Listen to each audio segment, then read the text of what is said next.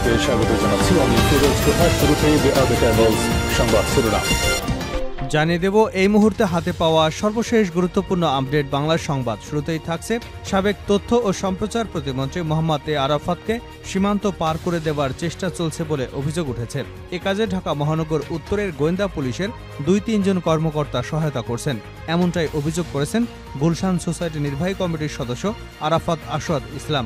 শুক্রবার রাজধানীর গুলশানে এক সংবাদ সম্মেলনে এমন অভিযোগ করেছেন তিনি। এবারে জানাবো যে ভয়ঙ্কর তথ্য প্রকাশ্যে আনলেন ইসলামী ব্যাংকের সাবেক এমডি। ২০১৭ সালের ৫ই জানুয়ারি সেদিন ভোরে ইসলামী ব্যাংকের তৎকালীন ব্যবস্থাপনা পরিচালক আব্দুল মান্নানকে বাসা থেকে তুলে নেয় প্রতিরক্ষা গোয়েন্দা মহাপরিদপ্তরের কয়েকজন কর্মকর্তা। একইভাবে নিজ নিজ বাসা থেকে তুলে নেওয়া হয় ব্যাংকটির চেয়ারম্যান এবং ভাইস চেয়ারম্যানকে। পরে কচুক্ষেতে ডিজিএফআইয়ের কার্যালয়ে নিয়ে জোরপূর্বক পদত্যাগপত্রে সই করিয়ে ব্যাংকটি দখলে নেয় মোহাম্মদ সাইফুল আলমের মালিকানাধীন এসালম গ্রুপ। জানাবো নরসিংদীর পলাশের ডাঙায় আরএফএল-এর কারখানায় অগ্নিকাণ্ডের ঘটনা ঘটেছে। আগুন নিয়ন্ত্রণে ফায়ার সার্ভিসের ৪টি ইউনিট এবং কোম্পানিটির নিজস্ব দমকল বাহিনী কাজ করছে। এবারে থাকছে প্রত্যেকটি গুলির হিসাব নেওয়া হবে। বিএনপির কেন্দ্রীয় ক্রীড়া বিষয়ক সম্পাদক ও ঢাকা মহানগর উত্তর বিএনপির সদস্য সচিব আমিনুল হক বলেছেন, ছাত্র জনতার গণ আন্দোলনে চালানো প্রত্যেকটি গুলির হিসেব নেওয়া হবে। গণহত্যাকারী প্রত্যেককে আইনের আওতায় এনে বিচারের কাঠগড়ায় দাঁড়াতে হবে। এদিকে গুম হওয়া প্রত্যেকটি পরিবারের জন্য ভাতার ব্যবস্থা করুন। বর্তমান অন্তর্বর্তীকালীন সরকারের কাছে আহ্বান জানিয়ে বিএনপির মহাসচিব মির্জা ফখরুল ইসলাম আলমগীর বলেছেন, প্রত্যেকটি গুম হওয়া পরিবারের জন্য ভাতার ব্যবস্থা করুন। এই পরিবারগুলোর দায়িত্ব এখন রাষ্ট্রকেই নিতে হবে। নয়াপল্টনে বিএনপির কেন্দ্রীয় কার্যালয়ের সামনে গুম হওয়া ব্যক্তিদের স্মরণে জাতিসংঘ ঘোষিত আন্তর্জাতিক গুম দিবস উপলক্ষে বিএনপির সংহতি সভায় দেওয়া বক্তব্যে এমন আহ্বান জানান বিএনপির মহাসচিব। এবং সর্বশেষ জানাবো আন্তর্জাতিক সংবাদ। ইসরায়েলকে আশ্চর্যজনক জবাব দেওয়ার হুঁশিয়ারি। ইসলামী প্রতিরোধ আন্দোলনগুলো ইসরায়েলকে উপযুক্ত জবাব দেবার জন্য প্রস্তুতি নিচ্ছে, যা সময়ের পরিপ্রেক্ষিতে আশ্চর্যজনক হবে বলে হুঁশিয়ারি দিয়েছেন ইয়েমেনের হুতি আনসারুল্লাহ নেতা আব্দুল মালিক আল হুতি। তিনি বলেন, যুদ্ধবাজ ইসরায়েল সব ধরনের আন্তর্জাতিক আইন ও বাধ্যবাধকতা লঙ্ঘন করেছে এবং এই অপরাধী সরকার কোনো মৌলিক নীতিমালার প্রতি শ্রদ্ধাশীল নয়, তাই ইসরায়েলের সঙ্গে আপোষ করা অসম্ভব। এতক্ষণ শিরোনাম শুনছিলেন, এবার বিস্তারিত। প্রিয় দর্শক, আপনি যদি এই চ্যানেলে নতুন হয়ে থাকেন, ভিডিওটি দেখতে দেখতে চ্যানেলটি সাবস্ক্রাইব করে আমাদের সঙ্গে থাকুন। আর এই ভিডিও সম্পর্কে আপনি আপনার মূল্যবান মতামতটি কমেন্ট বক্সে জানিয়ে দিন। আর হ্যাঁ প্রিয় দর্শক, জানিয়ে দিন ভিডিওটি কোথা থেকে দেখছেন। আরাফাতকে সীমান্ত পার করে দেওয়ার চেষ্টার অভিযোগ। সাবেক তথ্য ও সম্প্রচার প্রতিমন্ত্রী মোহাম্মদ এ আরাফাতকে সীমান্ত পার করে দেবার চেষ্টা চলেছে বলে অভিযোগ উঠেছে। এ কাজে ঢাকা মহানগর উত্তরের গোয়েন্দা পুলিশের ২-৩ কর্মকর্তা সহায়তা করছেন, এমনটাই অভিযোগ করেছেন গুলশান সোসাইটি নির্বাহী কমিটির সদস্য আরাফাত আসওয়াদ ইসলাম। আজ শুক্রবার রাজধানীর গুলশানে এক সংবাদ সম্মেলনে এমন অভিযোগ করেন তিনি। বৈষম্যবিরোধী ছাত্র আন্দোলনের সময় পুলিশ বাহিনীকে আরাফাত উস্কে দিয়েছে দাবি করে আসওয়াদ ইসলাম বলেন, আন্দোলনের সময় মোহাম্মদ এ আরাফাত একের পর এক বাজে মন্তব্য করেছেন। গুলি শেষ হবে না বলে আইনশৃঙ্খলা রক্ষাকারী বাহিনীকে উস্কে দিয়েছেন, যার ফলে দেশে নৈরাজ্য সৃষ্টি হয়েছে। দেশে ইন্টারনেট শাটডাউনের সিদ্ধান্ত সাবেক তথ্য প্রতিমন্ত্রী মোহাম্মদ এ আরাফাতের কাছ থেকে বলে সংবাদ সম্মেলনে দাবি করেছেন গুলশান সোসাইটি নির্বাহী কমিটির এই সদস্য। তিনি বলেন, কোনো আইন না মেনে শুধু একটি মেসেজ দিয়ে 2টি টেলিভিশন 15 মিনিটের জন্য বন্ধ করেছিলেন আরাফাত। কিছু হলেই টেলিভিশন বন্ধ করে দেবার হুমকিও দেন তিনি। মঙ্গলবার আরাফাতকে আটক করা হয়েছে বলে খবর ছড়িয়ে পড়ে। তবে রাতে ঢাকা মেট্রোপলিটন পুলিশ মিডিয়া বিভাগের অতিরিক্ত উপকমিশনার উবায়দুর রহমান গণমাধ্যমকে জানান, তাদের কাছে মোহাম্মদ এ আরাফাতকে আটকের কোনো তথ্য নেই।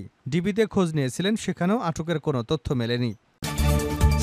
যে ভয়ঙ্কর তথ্য প্রকাশ্যে আনলেন ইসলামী ব্যাংকের সাবেক এমডি। ২০১৭ সালের ৫ই জানুয়ারি এদিন ভোরে ইসলামী ব্যাংকের তৎকালীন ব্যবস্থাপনা পরিচালক এমডি আব্দুল মান্নানকে বাসা থেকে তুলে নেয় প্রতিরক্ষা গোয়েন্দা মহাপরিদপ্তরের কয়েকজন কর্মকর্তা। একইভাবে নিজ বাসা থেকে তুলে নেওয়া হয় ব্যাংকটির চেয়ারম্যান এবং ভাইস চেয়ারম্যানকে। পরে কচুক্ষেতে ডিজিএফের কার্যালয়ে নিয়ে জোরপূর্বক পদত্যাগপত্রে সই করিয়ে ব্যাংকটি দখলে নেয় মোহাম্মদ সাইফুল আলমের মালিকানাধীন এসালম গ্রুপ। ফোরাম ফর বাংলাদেশ স্ট্র্যাটেজির আয়োজনে ব্যাংকিং খাতে দখলদারিত্ব উচ্ছেদ শীর্ষক ওয়েবিনারে এমন ভয়ঙ্কর তথ্য প্রকাশ করলেন ইসলামী ব্যাংকের সাবেক ব্যবস্থাপনা পরিচালক আব্দুল মান্নান। শুক্রবার অনুষ্ঠিত এই ওয়েবিনারের সঞ্চালনা করেন সাংবাদিক মনির হায়দার। ওয়েবিনারে ব্যাংকটির সাবেক এমডি আব্দুল মান্নান বলেন, ওই দিন ইসলামী ব্যাংকের একটি অব্যবহৃত প্যাডে লেখা পদত্যাগপত্রে জোর করে সই নেওয়া হয়। তিনি আরও বলেন, আমাকে যে কাগজে সই করানো হয় সেটি ইসলামী ব্যাংকের একটি প্যাড, কিন্তু ওই প্যাডে ১৯৮৩ সালে প্রতিষ্ঠার পর থেকে চলতি ২০২৪ সাল পর্যন্ত ইসলামী ব্যাংক কখনই ব্যবহার করেনি। সে ধরনের একটি প্যাডে আমার পদত্যাগপত্র নেওয়া হয়েছে। আব্দুল মান্নান বলেন, ওই দিন 5 জানুয়ারি 2017। অনেক রাত পর্যন্ত বাংলাদেশ ব্যাংকের স্যারেরা অফিস করেছেন। তারা ওই দিন ব্যাংকের মালিকানা পরিবর্তনের কাজটি দ্রুত সম্পন্ন করতে কাজ করেছেন। এগুলো কিভাবে হতে পারে একটি দেশের ব্যাংক খাতে, যে ব্যাংক খাত একটি দেশের অর্থনীতির প্রাণ?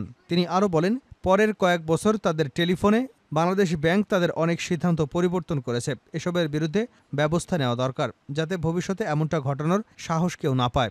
দীর্ঘ 7.5 বছর পর দেশে ফিরেছেন জানিয়ে আব্দুল মান্নান বলেন, বিদেশে থাকার সময় দেশ থেকে সাংবাদিকদের কেউ যোগাযোগ করলেও আমি কথা বলিনি, কারণ আমি নিরাপদ বোধ করিনি, আতঙ্কের মধ্যে থেকেছি।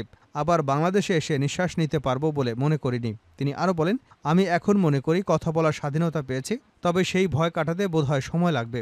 মুক্ত বাতাসে নিঃশ্বাস নিতে বোধহয় আমার আরও সময় লাগবে। নরসিংদীতে আরএফএল এর কারখানায় আগুন। নরসিংদীর পলাশের ডাঙ্গায় আরএফএল এর কারখানায় অগ্নিকাণ্ডের ঘটনা ঘটেছে।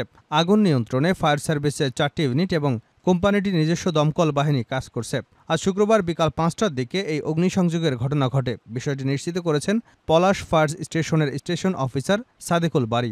পলাশ থানার ফায়ার সার্ভিস জানায়, পলাশ ফায়ার স্টেশনের 2টি এবং মাধবদী ফায়ার স্টেশনের 2টি সহ মোট 4টি ইউনিট আগুন নিয়ন্ত্রণে কাজ করছে। এছাড়া আগুন নেভাতে কোম্পানির নিজস্ব দমকল বাহিনীও কাজ করছে। অফিসার সাদেকুল বারী কালবেলাকে জানান, এখন যে অবস্থায় আছে সে অবস্থায় আগুন আর বাইরে ছড়ানোর সম্ভাবনা নেই। আমরা কাজ করছি। আশা করছি অল্প কিছুক্ষণের মধ্যে আগুন নিয়ন্ত্রণে আসবে। কতক্ষণের মধ্যে আগুন নিয়ন্ত্রণে আসবে সে বিষয়ে এখনও সুস্পষ্ট করে কিছু বলা যাচ্ছে না। তিনি জানান, তীব্র আগুনে ব্যাপক ক্ষয়ক্ষতি হয়েছে বলে আশঙ্কা করছেন সংশ্লিষ্টরা। তবে কিভাবে এই আগুনের সূত্রপাত তা এখনও জানা যায়নি। ক্ষয়ক্ষতির পরিমাণ বা কেউ হতাহত হয়েছে কিনা সে বিষয়ে খোঁজ নিয়ে জানানো হবে। প্রত্যেকটি গুলির হিসেব নেওয়া হবে আমিনুল হক। বিএনপির কেন্দ্রীয় ক্রীড়া বিষয়ক সম্পাদক ও ঢাকা মহানগর উত্তর বিএনপির সদস্য সচিব আমিনুল হক বলেছেন, ছাত্র জনতার গণ আন্দোলনে চালানো প্রত্যেকটি গুলির হিসেব নেওয়া হবে। গণহত্যাকারী প্রত্যেককে আইনের আওতায় এনে বিচারের কাঠগড়ায় দাঁড়াতে হবে। শুক্রবার দুপুরে রাজধানীর পল্লবীতে বৈষম্য বিরোধী ছাত্র জনতার গণ আন্দোলনে নিহত পল্লবী থানা 3 নং ওয়ার্ড শ্রমিক দলের সহসভাপতি মোহাম্মদ আসিফ মিয়ার পরিবারের সাথে দেখা করে আর্থিক সহায়তা প্রদানকালে তিনি এসব কথা বলেন। বিএনপির ভারপ্রাপ্ত চেয়ারম্যান তারেক রহমানের নির্দেশে ঢাকা মহানগর উত্তর এলাকায় হতাহত পরিবারের পাশে দাঁড়ানোর ধারাবাহিক কর্মসূচি পালন করা হয়েছে। আমিনুল হক বলেন, বিগত 17 বছরে আমাদের দলের নেতা চৌধুরী আলম, ইলিয়াস আলী, সাজেদুল ইসলাম সহ যে সকল ভাইদের গুম করা হয়েছে, আজকে এই গুম দিবসে আমরা প্রত্যেককে গভীরভাবে স্মরণ করছি এবং কথা দিচ্ছি ইনশাল্লাহ গুম খুনের বিচার হবে। জাতীয় ফুটবল দলের সাবেক এই অধিনায়ক আমিনুল হক বলেন, বাংলাদেশের জনগণের প্রত্যাশা একটি অবাধ ও সুষ্ঠু নির্বাচনে জনগণের ভোট প্রয়োগের মাধ্যমে দেশে জনগণের সরকার প্রতিষ্ঠা হবে এবং সেই সরকার জনগণের কথা মতো চলবে। দেশে আর কোনো স্বৈরাচারের জন্ম হবে না। আমরা আর কোনো মায়ের বুক খালি হোক তা দেখতে চাই না উল্লেখ করে বিএনপির এই কেন্দ্রীয় নেতা বলেন, আমরা বাংলাদেশে আর এ ধরনের রক্ত দেখতে চাই না। এদেশে আর প্রতিহিংসা রাজনীতি দেখতে চাই না। বাংলাদেশের মানুষ সুন্দরভাবে বসবাস করুক, আমরা সেটাই দেখতে চাই। শেষ করছে আন্তর্জাতিক সংবাদ দিয়ে ইসরায়েলকে আশ্চর্যজনক জবাব দেবার হুঁশিয়ারি। ইসলামী প্রতিরোধ গোষ্ঠীগুলো ইসরায়েলকে উপযুক্ত জবাব দেবার জন্য প্রস্তুতি নিচ্ছে, যা সময়ের পরিপ্রেক্ষিতে আশ্চর্যজনক হবে বলে হুঁশিয়ারি দিয়েছেন ইয়েমেনের হুথি আনসারুল্লাহ নেতা আব্দুল মালিক আল হুথি। তিনি বলেন, যুদ্ধবাজ ইসরায়েল সব ধরনের আন্তর্জাতিক আইন এবং বাধ্যবাধকতা লঙ্ঘন করেছে এবং এর অপরাধী সরকার কোনো মৌলিক নীতিমালার প্রতি শ্রদ্ধাশীল নয়। তাই ইসরায়েলের সঙ্গে আপোষ করা সম্ভব নয়। বৃহস্পতিবার রাতে ইয়েমেনের টেলিভিশনে জাতির উদ্দেশ্যে দেওয়া এক ভাষণে হুথি আল হুদি এ মন্তব্য করেছেন। তিনি বলেন, ইসরায়েল এমন এক শত্রু যার সঙ্গে কেউ শান্তি স্থাপন করতে পারে না, কারণ এটি সব ধরনের রেডলাইন বা সকল নিয়মনীতি ও আইন একের পর এক লঙ্ঘন করে যায়। গত বছরের 7 অক্টোবর গাজা উপত্যকায় ইসরায়েলি গণহত্যা শুরু করবার পর থেকে লোহিত সাগরে ইসরায়েলগামী জাহাজে হামলা চালিয়ে আসছে হুথি আনসারুল্লাহ। যতদিন গাজায় ইহুদিবাদী পাশবিকতা চলবে ততদিন এ হামলা বন্ধ হবে না বলে প্রত্যয় জানিয়েছেন হুথিরা। আব্দুল মালিক আল হুথি বলেন, উত্তর গাজায় বানি সালে মসজিদে ঢুকে ইসরায়েলি সেনারা পবিত্র কোরআনের পৃষ্ঠা ছেড়ে তাতে আগুন ধরিয়ে দিয়েছে এবং সে দৃশ্য ভিডিও করে প্রচার করেছে। তিনি বলেন, এই ভয়ঙ্কর দৃশ্য দেখে যেসব মুসলমানদের টনক নড়েনি তাদের ইমানে মারাত্মক ঘাটতি রয়েছে। ইয়েমেনের হুথি নেতা বলেন, ইসরায়েল যে পর্যায়ে পাশবিকতা ও নৃশংসতা চালাচ্ছে তা গোটা আন্তর্জাতিক সমাজের জন্য অবমাননাকর। তিনি জেরুজালেম আল কুদস শহরে মুসলমানদের প্রথম কিবলা আল আকসা মসজিদে অনুপ্রবেশ করে উগ্র ইহুদিবাদীদের অবমাননার আচরণের তীব্র নিন্দা